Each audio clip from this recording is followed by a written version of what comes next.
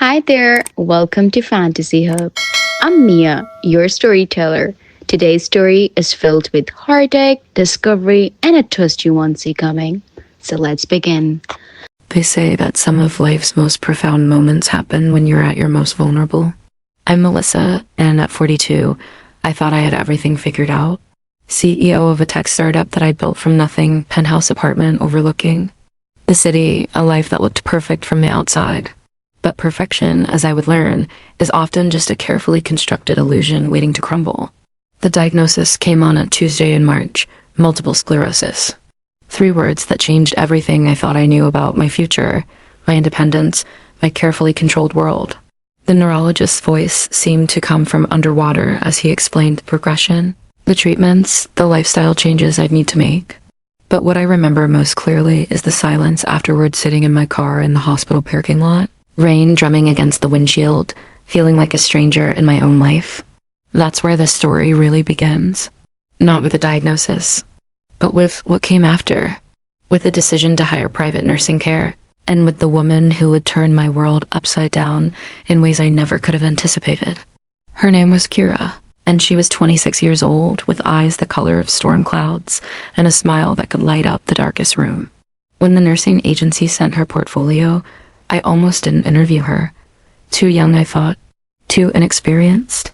For someone like me, someone who was used to being in control, who needed things done precisely and professionally. But something about her cover letter intrigued me. She wrote about nursing not as a job, but as a calling, about the privilege of being present during people's most challenging moments. There was a depth in her words that seemed to contradict her age, a wisdom that made me curious enough to give her a chance.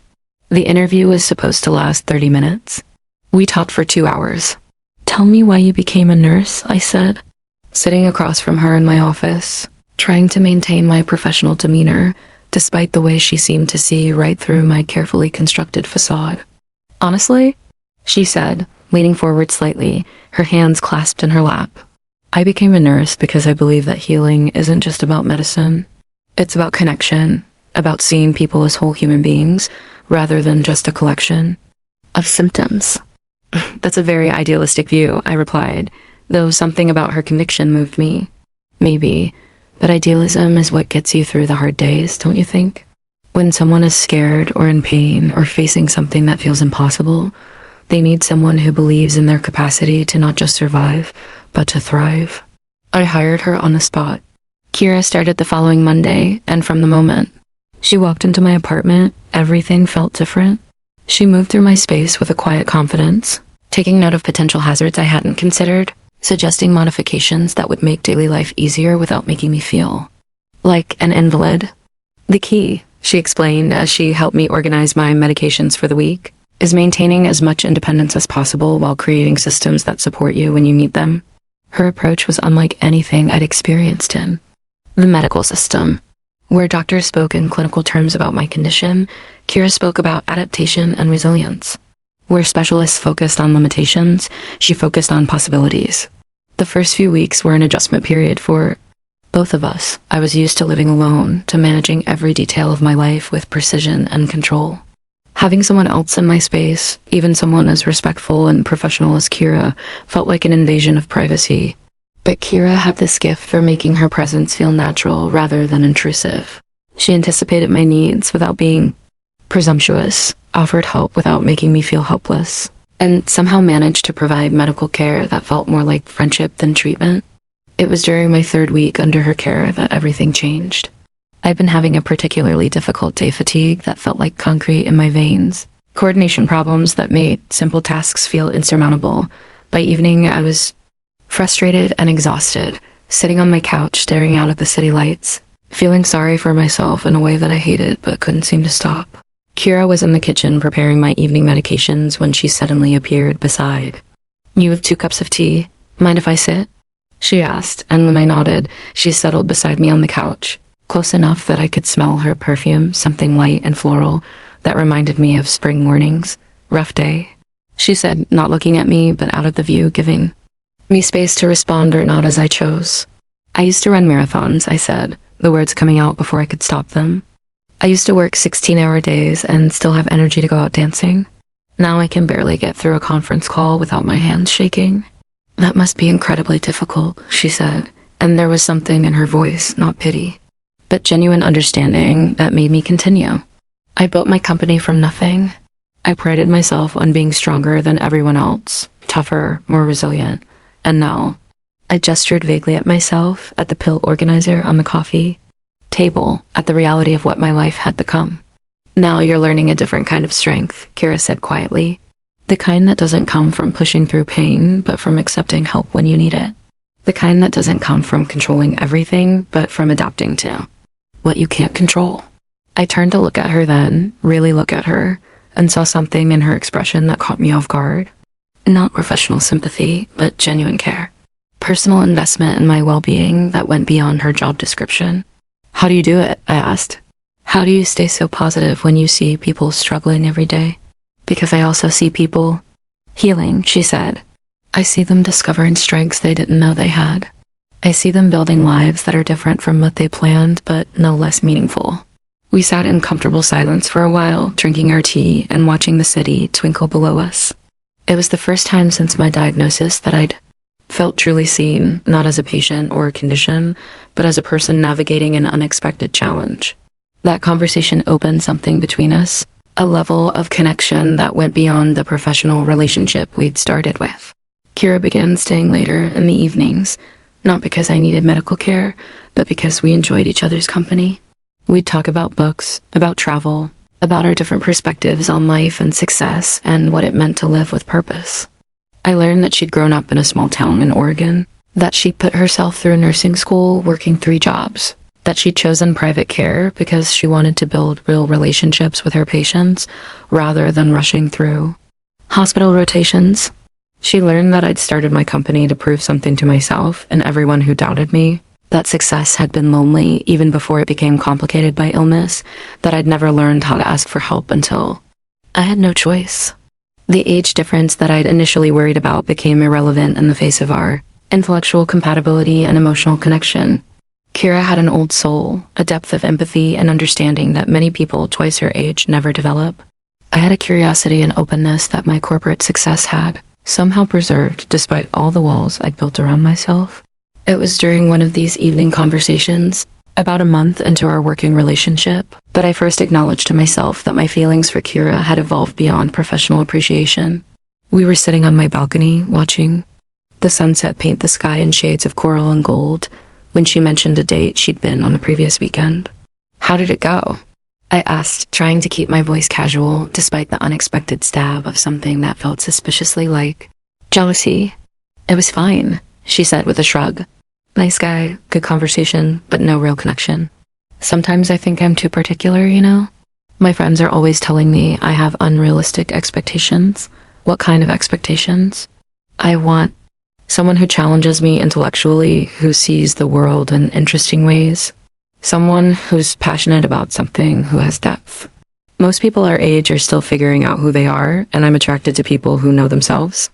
The conversation continued, but I found myself distracted by the implications of what she'd said.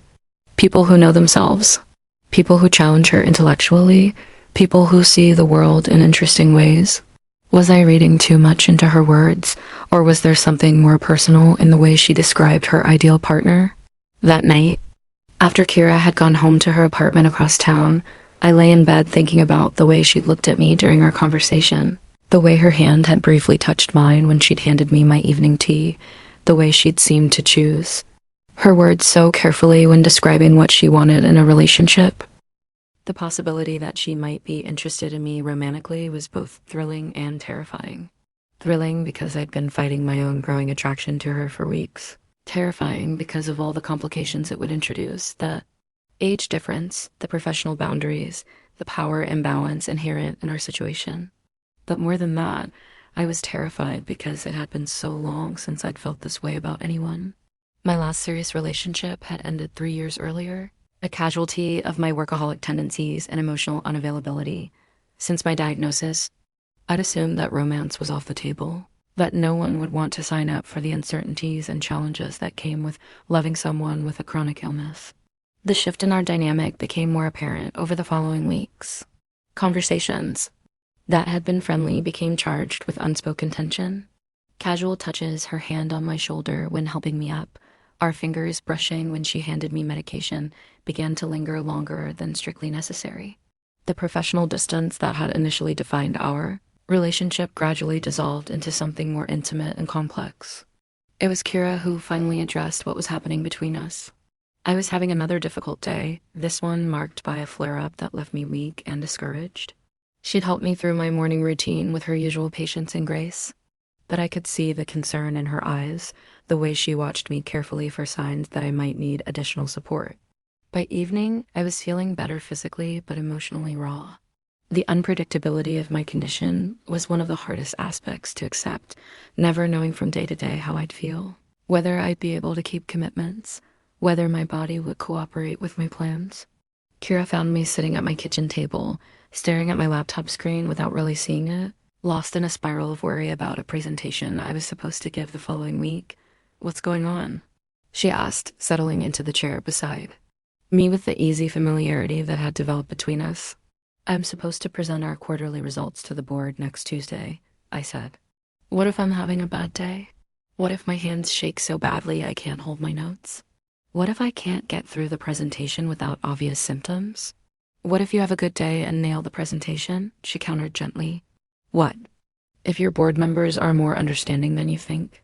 What if focusing on all the things that could go wrong is preventing you from preparing for things to go right? You make it sound so simple. It's not simple, but it's also not as complicated as you're making it. You're still the same brilliant woman who built this company from nothing. And this doesn't change that." Something in her voice, in the way she said brilliant woman, made me look up from my laptop. She was watching me with an expression I'd seen before, but never allowed myself to interpret warm, admiring, unmistakably fond. "Kira," I said, her name coming out softer than I'd intended. "Yeah, I need to ask you something, and I need you to be completely honest with me." She nodded, her expression growing more serious. "Is this still just a professional relationship for you?" The question hung between us like a bridge we could either cross or burn.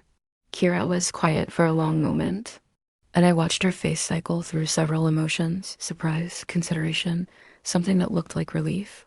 "No," she said finally. "It stopped being just professional a long time ago." "How long?" "Honestly, that first night when we talked on the couch about strength and adaptation, I realized I wasn't just caring for a patient anymore. I was falling for someone." The admission hit me like a physical force, relief and excitement and terror all flooding through me at once. "I thought I was imagining it," I said. "The way you look at me sometimes, the way our conversations feel different from anything I've experienced with other healthcare providers. You weren't imagining it?" She reached across the table and took my hand, her fingers warm and steady against mine. "But I also don't want to make things complicated for you. I know there are professional boundaries, ethical considerations." "What do you want?" I interrupted. "Forget about boundaries and ethics for a minute. What do you actually want?" She looked down at our joined hands, then back up at me, her storm gray eyes serious and clear. "I want to see where this goes between us. I want to explore this connection that's been building for months. I want to be more than your nurse, even with everything that comes with me. The uncertainty, the medical complications, the fact that I'm 16 years older than you. Especially with all of that," she said, squeezing my hand gently. "I'm not interested in easy, Melissa. I'm interested in real, and this feels more real than anything I've ever experienced." That night, we crossed the line from professional to personal.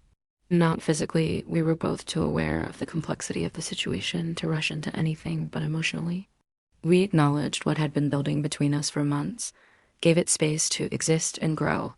The transition wasn't without its challenges. We had to navigate the practical aspects of shifting our relationship while maintaining the medical care I still needed. Kira suggested bringing in another nurse for certain procedures to maintain appropriate boundaries, and we established clear distinctions between medical time and personal time. More challenging was dealing with the judgment from others. When we began appearing together publicly as a couple, the reactions ranged from surprise to disapproval. Some people assumed I was taking advantage of Kira's youth and professional position. Others assumed she was taking advantage of my wealth and vulnerability. Few people seemed willing to consider that we might simply be two adults who had found genuine connection and compatibility. Does it bother you? I asked her one evening after a particularly uncomfortable dinner with some of my business associates, where the whispered comments and speculative looks had been impossible to ignore. Their opinions? She considered this, curled up beside me, on the couch, her head on my shoulder. Not really. I know who I am and what I want. I know that you've never pressured me or made me feel like my job depended on anything other than professional competence.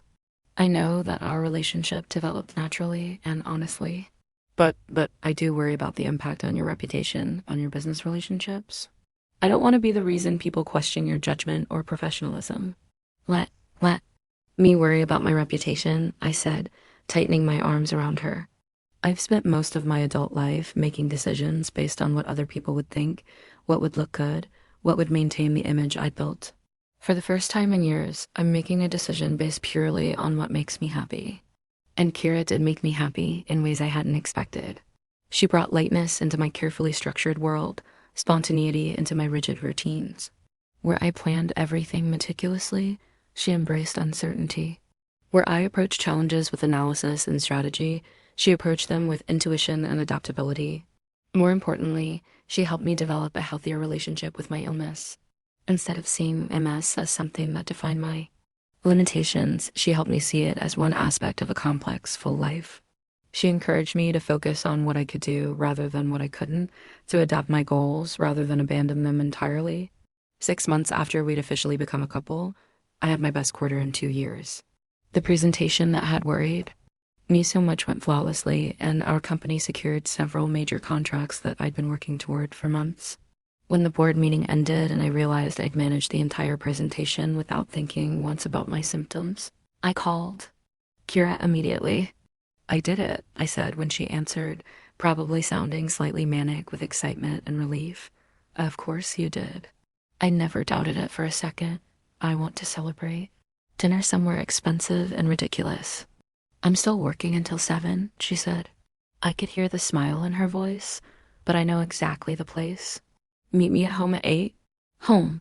When had my apartment become home for both of us? Kira still officially lived in her own place across town, but she spent most nights at mine, and her presence had gradually transformed my sterile, perfectly organized space into something warmer and more lived in. That evening, as we celebrated over champagne and takeout from my favorite restaurant, because Kira had correctly guessed that I'd be too keyed up to sit through a formal dinner, I realized something important about our relationship. You know, what I love about us, I said, probably slightly tipsy from the champagne and the adrenaline of professional success. What? We challenge each other in the best possible ways. You've made me braver, more open to uncertainty. But I think I've helped you too, haven't I? With structure, with planning, with thinking strategically about your own goals. You absolutely have, she said, reaching across the coffee table to take my hand. I've learned so much from watching how you approach problems, how you break down complex challenges into manageable steps. It's made me a better nurse, but more than that, it's made me think differently about my own future. Speaking of your future, how are things going with your certification program? Kira had been working toward advanced certification in chronic care management, taking online courses and attending weekend workshops while maintaining her full-time schedule with me. It was ambitious and exhausting, but she approached it with the same determination she brought to everything else. Actually, I wanted to talk to you about that, she said, her expression becoming more serious. I've been thinking about what comes next, professionally speaking. What do you mean? I mean that I've learned so much working with you, and I've realized that private chronic care is really my passion. I want to start my own practice, specializing in helping people adapt to life with conditions like MS, chronic pain, autoimmune disorders. The idea was brilliant, and I told her so. Kira had a unique combination of medical expertise and emotional intelligence that made her exceptional at helping people navigate not just the physical aspects of chronic illness, but the psychological and social challenges as well. I've been thinking about it for months, she continued. But I wanted to make sure I could maintain our relationship while building something independent. I don't ever want you to feel like I'm with you because of professional convenience. Is that what you think? I asked, surprised by her concern. I think that our relationship developed in a complex situation, and I want to make sure it can exist outside of that situation. I want to be your partner, not your employee who you also happen to be dating. Her honesty touched something deep in my chest. One of the things I loved most about Kira was her ability to address complicated, emotional terrain with directness and grace. She didn't avoid difficult conversations or pretend that complexity didn't exist. She met it head on with courage and compassion. What would you need to make that transition? I asked. Time, mostly, and probably some startup capital, though I've been saving aggressively for the past year. What if I invested in your practice? She was quiet for a moment, and I could see her thinking through the implications. That would be amazing from a business perspective, she said slowly, but I worry about the personal complications. Mixing our romantic relationship with business seems like it could get messy. Everything about us could be considered messy by conventional standards, I pointed out. The age difference, the way we met, the fact that we're both women in industries that aren't always welcoming to queer relationships. But we've navigated all of that successfully because we communicate honestly and respect each other's autonomy. That's true. What if we structure it properly?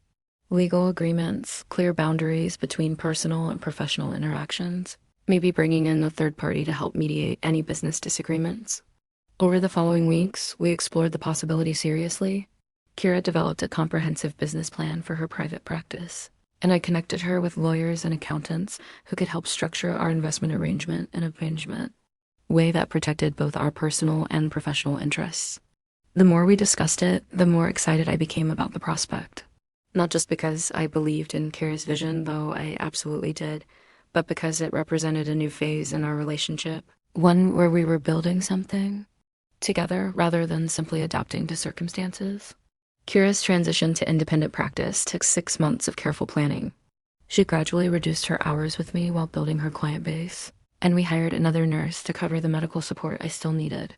It was an adjustment period that tested our relationship in new ways as we learned to navigate the space between personal partnership and professional collaboration, but the challenges were worth it.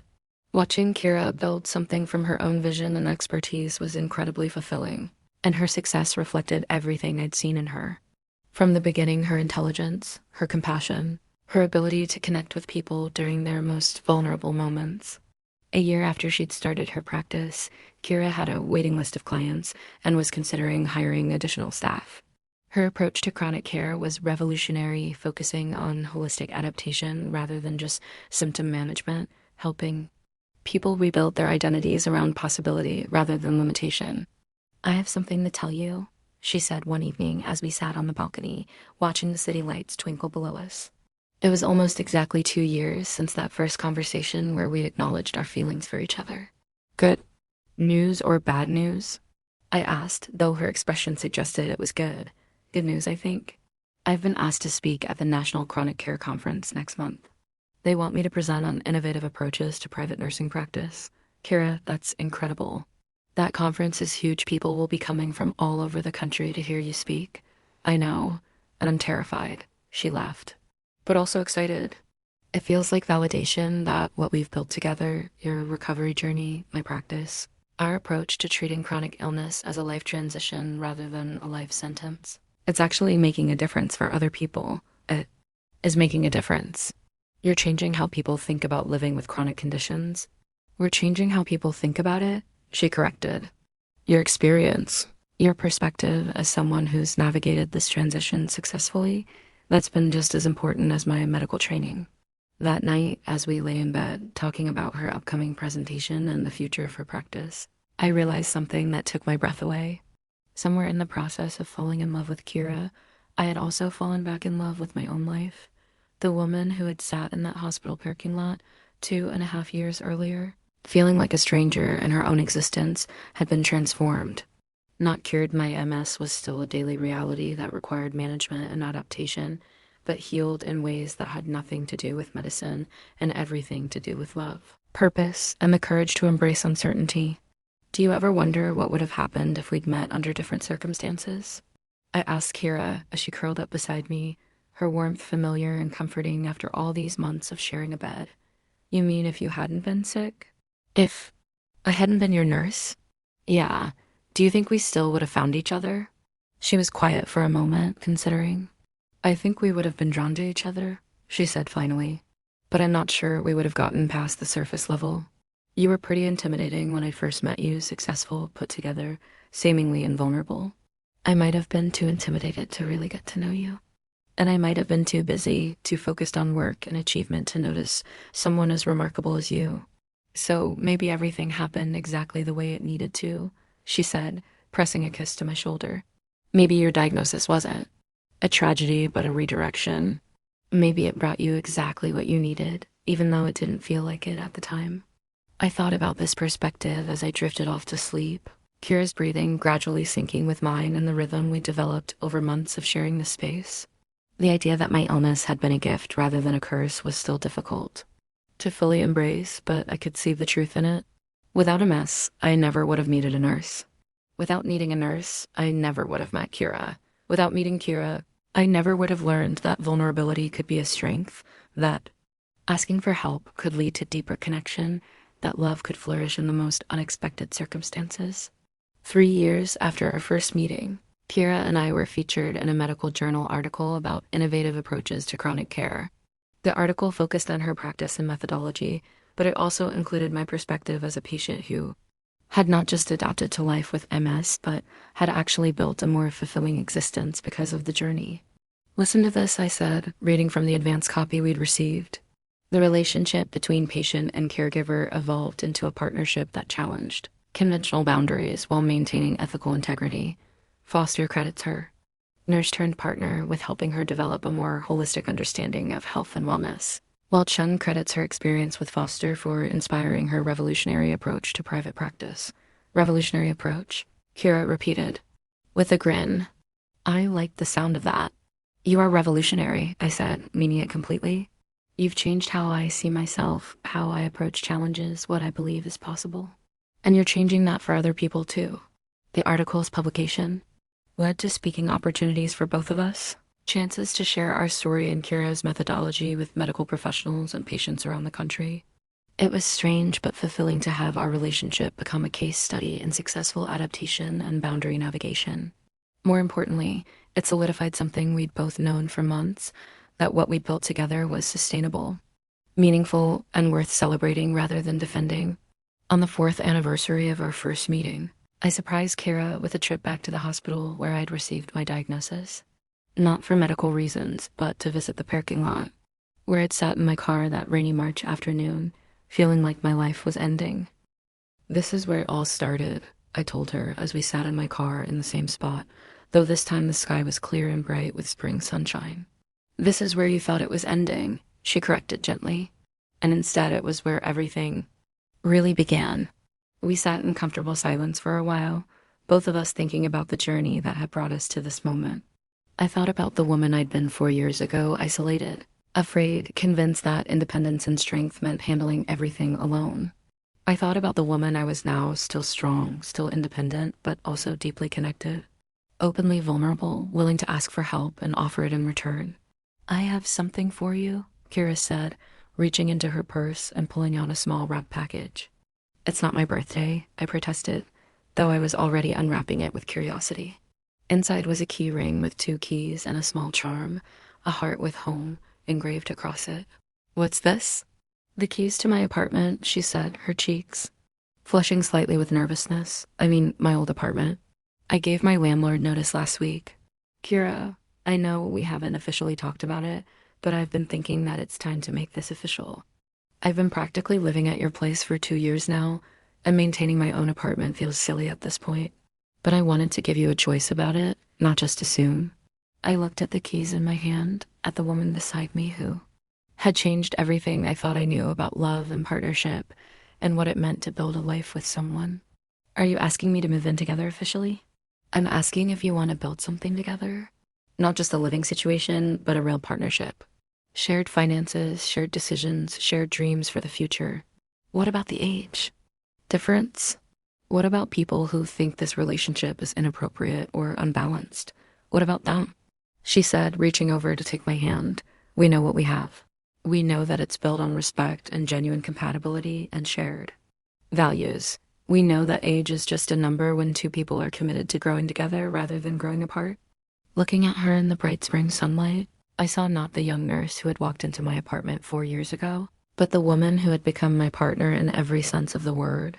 Someone who challenged me to be better while accepting who I was, who supported my dreams while pursuing her own, who turned my crisis into an opportunity for deeper connection and authentic living. Yes, I said, leaning over to kiss her. Yes to all of it. As we drove home to our home, I reflected on the unpredictable nature of love and healing.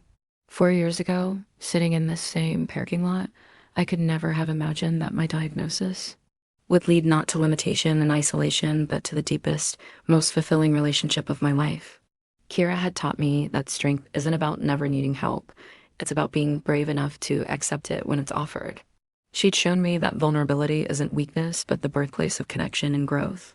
Most importantly, she'd demonstrated that love doesn't always arrive in the package we expect, at the time we plan for, or in the circumstances we would choose.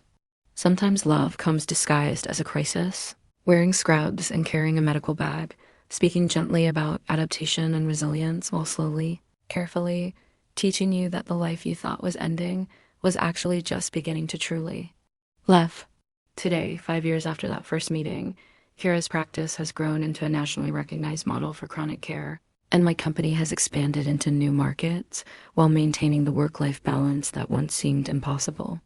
We speak regularly at conferences about our experience, helping other patients and caregivers navigate similar journeys.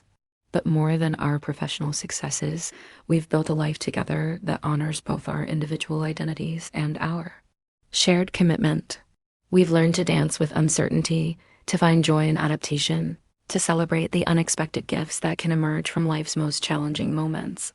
Our love story has become a symbol of hope for others facing similar challenges, proof that chronic illness doesn't have to mean the end of romance, that age differences matter less than emotional compatibility, that the most profound connections can grow from the most unlikely circumstances. And sometimes, late at night when I'm lying beside her listening to her breathe, I think about that woman in the hospital parking lot who felt like her world was ending. I wish I could tell her that the best part of her story was just beginning, that the help she was so afraid to accept would become the foundation of the most beautiful partnership she could imagine. I wish I could tell her that sometimes when you think you're falling apart, you're actually falling into exactly where you belong.